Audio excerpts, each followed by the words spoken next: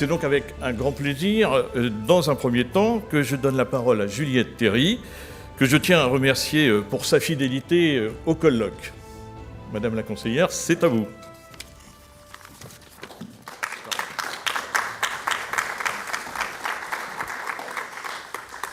Merci beaucoup. Donc, fidélité d'une année, parce que vous m'avez fait l'honneur de m'inviter l'année dernière et j'étais très heureuse de pouvoir y participer. Et j'allais dire, cette année est encore plus prometteuse. Et pour nous, Facteur, justement, on est très heureux de pouvoir participer, pas seulement moi, mais l'ARCOM, parce que précisément, on a de bonnes nouvelles à annoncer. Il y a eu beaucoup d'avancées cette année et je vais peut-être commencer par là, avant d'aborder les défis auxquels doit faire face la plateforme. Alors, la première avancée, elle est vraiment essentielle, j'allais dire, elle est existentielle. Et là, je dois dire, ça a été une coopération institutionnelle très fructueuse grâce à l'énergie et l'efficacité de l'ANFR dans la conduite des négociations pour la CMR 2023. Donc, vous le savez, cette CMR va s'ouvrir à Dubaï le 20 novembre, donc dans quelques jours, pour une durée d'un peu moins d'un mois, jusqu'au 15 décembre. Les 193 pays membres de l'UIT y participent et il s'agit de définir à l'échelle mondiale, donc en distinguant différentes régions, donc de définir l'allocation des fréquences et notamment de la bande UHF, parce que c'était bien à l'ordre du jour de cette CMR de cette année. La durée des décisions qui seront prises, c'est 4 ans.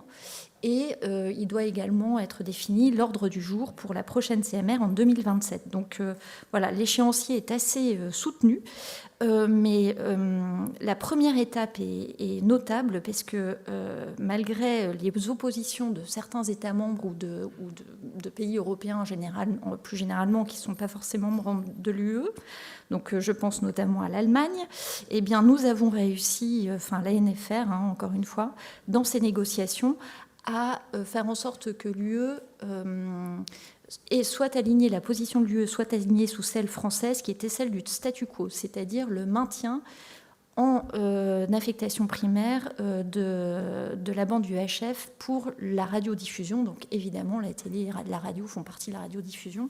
Donc c'est vraiment une très bonne nouvelle. D'autant que non seulement le statu quo a été adopté au niveau de l'Union européenne, mais également pour une durée de 8 ans. C'est-à-dire que ce qui est adopté, c'est le fait que l'ordre du jour 2027 ne sera pas modifié, la bande UHF ne sera pas remise à l'ordre du jour. Donc là, la perspective temporelle qu'on a, c'est 2031, ce qui est en lien avec les dispositions de la loi de 86, qui prévoit donc une affectation primaire de la TNT au bénéfice de la primaire de l'UHD, de la bande UHF, au bénéfice de la radiodiffusion, donc jusqu'en 2030. Donc c'est tout à fait en conformité avec les dispositions nationales et les dispositions européennes qui vont dans le même sens. Vous savez qu'il y aura un point d'étape en 2025 qui sera organisé sous la forme d'un rapport remis par le gouvernement au Parlement. Donc voilà, ça fait, disons, une certitude temporelle tout à fait bienvenue, et d'autant que cette position a été également celle adoptée par la CEPT qui réunit les 46 pays européens, présents sur le continent européen plus généralement. Donc voilà, alors à suivre. Donc vous le savez, c'était pas gagné, donc non seulement en raison de l'opposition de certains pays, mais aussi de la pression des opérateurs mobiles pour le déploiement de la 4G et de la 5G, et de la baisse tendancielle de l'usage TNT. Donc ça, il faut le savoir, il faut voir les choses en face, ce qui n'empêche pas le régulateur d'avoir un engagement très ferme pour la TNT, mais malgré tout, voilà, une très belle avancée. Alors, la deuxième, vous l'avez mentionné, merci, c'est donc la décision qui a été faite là, avant l'été par le gouvernement de demander à l'ARCOM le passage en UHD des 2 services de France Télévisions, France 2 et France 3. Donc France 2 de manière pérenne et France 3 le temps des JOP, donc Jeux Olympiques et Paralympiques. Donc pour France 3, c'est de juillet à septembre 2024. Donc je laisserai peut-être Jacques détailler un peu les conditions de déploiement, mais c'est vrai que là aussi, c'est une collaboration presque en fait toutes les semaines qui réunit Arcom, bien sûr la DGMIC, France Télévisions. Donc pour vraiment, on est très actifs sur ce dossier, très chronophage, je dois dire. Mais alors juste en 2 mots. Ce qui a été fait par l'ARCOM, donc ça vous avez suivi parce que ça a été rendu public, c'est la mise à jour des décisions millième et du profil de signalisation d'une part. Par ailleurs, c'est également la prise, donc le collège a adopté les décisions d'autorisation de la diffusion en UHD. Alors, selon des modalités un peu distinctes pour le calendrier, selon que l'on parle de la métropole ou de l'outre-mer. Et on a également saisi les exécutifs locaux en outre-mer, qui est la condition, étape préalable à une autorisation des services. Ce qui reste à faire, ce sera le lancement du MUX dès lors qu'on aura vraiment finalisé les opérations. Ensuite, avoir un déploiement, encore une fois, dans ces accords un peu tripartites qui se font d'un point de vue technique grâce à la DGMIC, France Télévisions et l'ARCOM. On doit également, il y a une grosse opération aussi où là on travaille avec la NFR sur la qualité de la bonne réception et l'accompagnement du public. On sait que ce projet ne peut pas se faire sans l'adhésion aussi de la population qui aura même pour les détenteurs de téléviseurs connectés qui sont élevés. C'est 88% des foyers qui ont une télévision, qui possèdent déjà une télévision connectée. Mais même pour eux, il faudra peut-être des adaptations nécessaires pour la bonne réception du signal en UHD. Et puis, il y a un sujet évidemment qui intéresse particulièrement l'ARCOM, c'est d'assurer une bonne continuité de service, qu'il n'y ait pas de brouillage. Là, je pense notamment aux négociations aux frontières qui doivent être menées, notamment avec l'Allemagne et la Belgique. Et là, on est également sur ce front-là qui est un peu plus diplomatique. Donc voilà, j'allais dire, la feuille de route. Et puis, par ailleurs, comme vous le savez, parce que c'est prévu dans la loi de 86 et on l'a également mentionné dans nos communications, on est en discussion avec les éditeurs privés. Donc ces discussions se poursuivent avec un cadre légal que vous connaissez, qui est celui adopté en octobre 2021, qui nous permet de autoriser en UHD les services privés sans appel à candidature, donc une procédure simplifiée.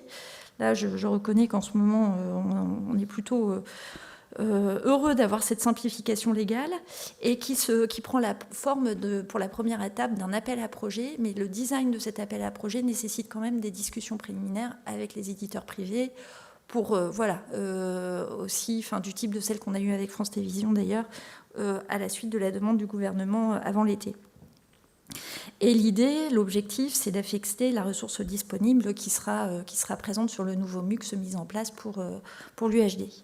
Donc voilà pour les principales étapes. Donc j'espère pouvoir vous faire un point l'année prochaine aussi positif, mais sur ces trois points. Mais on est très heureux de tout ça. Alors, très heureux, mais aussi conscient que toutes ces avancées se font dans un contexte difficile pour la plateforme. Pour des raisons qu'on a tous en tête, mais je les résume très rapidement. On sait que la diffusion numérique est concurrencée à l'heure actuelle. La diffusion hertzienne est très concurrencée à l'heure actuelle par la diffusion numérique. Bon, vous connaissez les chiffres. Alors, on est sur une forme de plateau de 20% de réception en TNT only.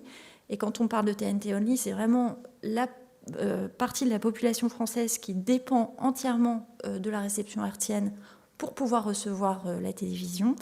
Donc, j'allais dire, il ne faut pas les oublier parce qu'en fait, on parle vraiment à peu près, c'est 17% de la population derrière la fracture numérique qui, pour des raisons matérielles ou pour d'autres raisons d'ailleurs, une génération peut-être un peu plus âgée et moins à l'aise avec les outils numériques, en tout cas pour plein de raisons, se retrouve derrière la fracture numérique, c'est 17% de la population. Et donc ça, c'est vrai que nous, en tant qu'institution de service public, évidemment, leur situation nous est particulièrement importante.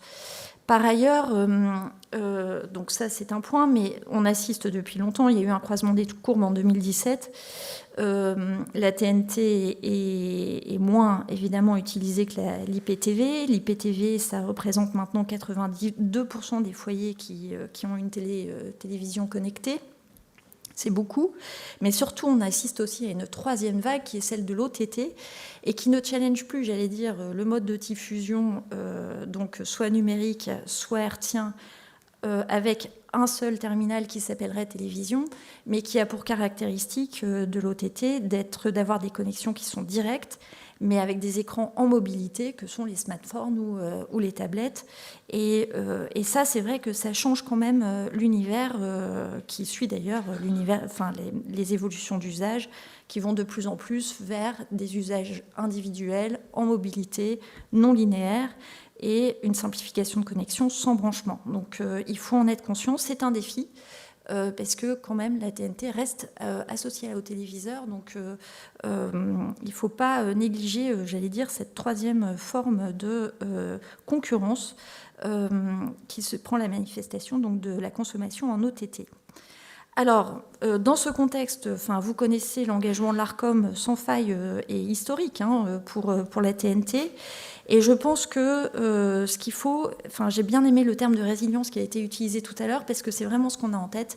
C'est-à-dire que les avantages traditionnels de la TNT, à ces avantages traditionnels, s'ajoutent justement ceux pour lesquels on se rend compte que la TNT est une forme de diffusion qui a la capacité de répondre aux enjeux induits par la révolution numérique. Et c'est, en fait, pour nous, de notre point de vue, très intéressant.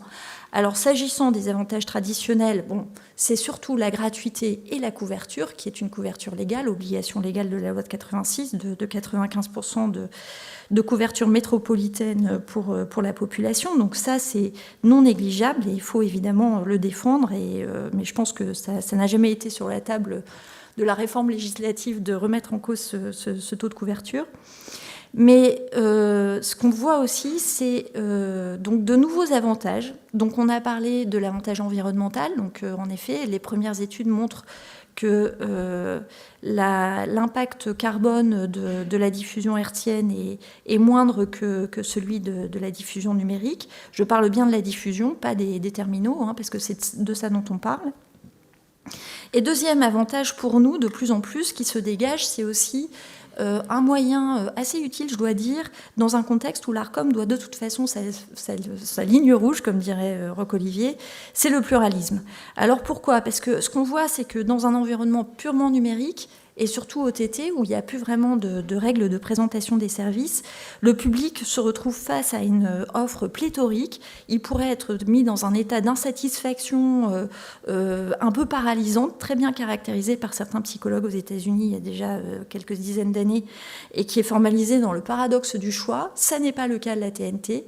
Et nous, pour nous, c'est important parce que il nous semble utile et nécessaire de défendre les services éditorialisés, audiovisuels, que sont les services que l'on connaît de télévision et d'ailleurs de radio aussi. Parce qu'on parle de la télévision aujourd'hui, c'est bien de ça dont on parle.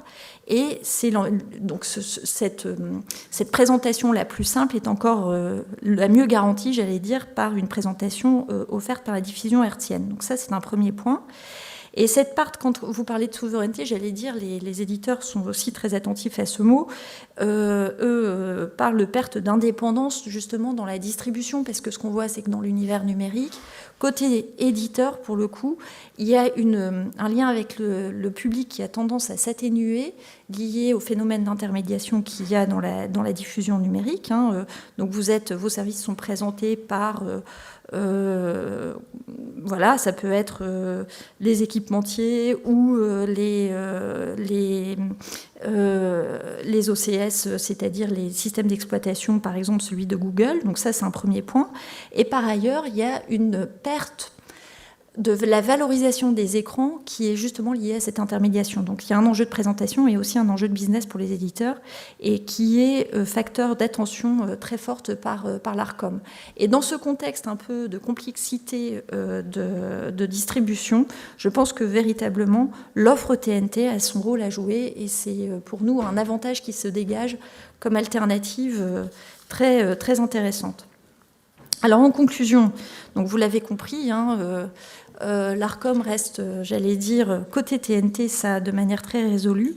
D'ailleurs, pas seulement pour la TNT, on parle aussi du DAB+, qui est, j'allais dire, l'engagement de l'ARCOM et pour l'hertzien en général. On a une implication opérationnelle très forte qui nécessite vraiment... de bonnes coopérations interinstitutionnelles ou avec les éditeurs qui souhaitent s'engager comme les France Télévisions à l'heure actuelle et je l'espère les éditeurs privés. Et pour nous, ce n'est pas seulement un enjeu JO conjoncturel, il s'agit aussi, comme je l'ai dit, d'un enjeu structurel de plus long terme. Et donc, on attend en tout cas avec impatience les résultats CMR 2023, parce que comme je l'ai dit dans mon propos liminaire, c'est vraiment ça le plus important, en tout cas à court terme. Je vous remercie.